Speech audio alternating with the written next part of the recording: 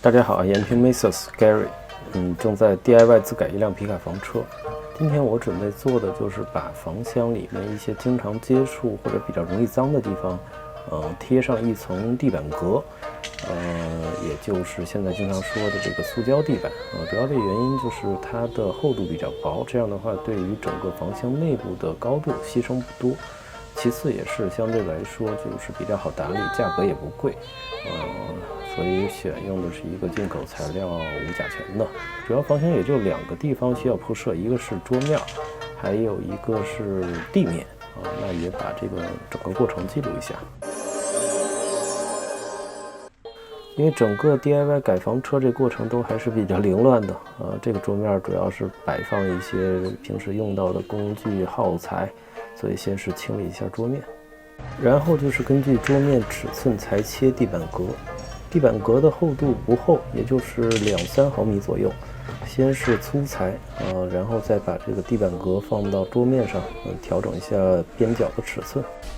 现在这桌面裁切完了，还是比较严丝合缝的，包括这个拐角的处理。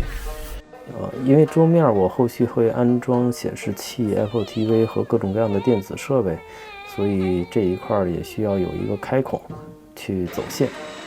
使用的工具就是电钻和开孔器。地板革相对质地也是比较软，所以开孔也很容易。桌面的固定也是用地板革专用胶。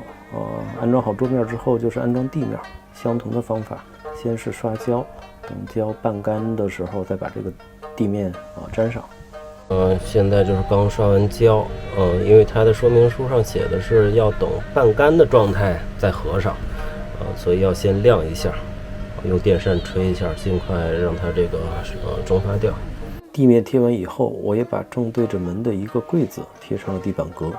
主要的原因是为了便于检修，这个柜子实际上是由3块板子拼接而成，是可以看见几块板子的接缝的。那贴上一个地板革之后，它整体看起来效果会好看一些。几块台面和地面的塑料地板安装完以后，效果还不错。更重要的是，因为材料的表面比较光滑，这样的话之后打理起来会方便很多。